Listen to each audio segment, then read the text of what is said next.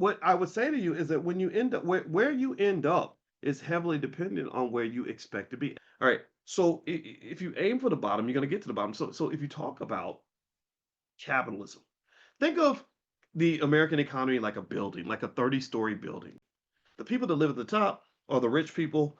The people that live at the bottom are the ones who are struggling, right?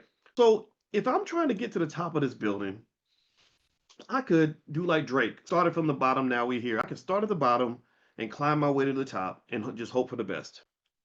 But if I really want to be at the top of the building, then I find some way to start at the top of the building.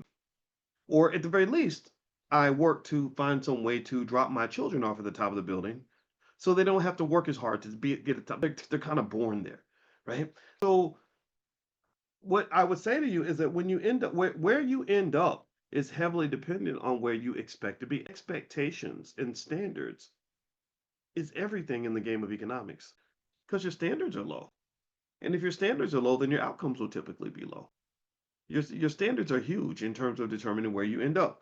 So, when you look at lower levels of occupational status, that's low standards. So, if you train your child to be a freaking worker and that's all you give them, you are harming your child. You are abusing that child.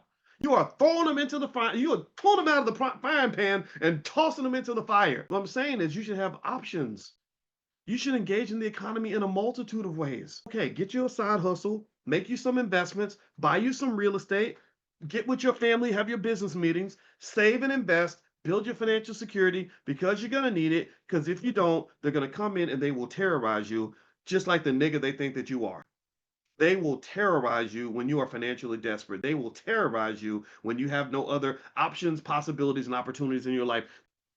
So you have to defend yourself. Economic self defense needs to be a thing.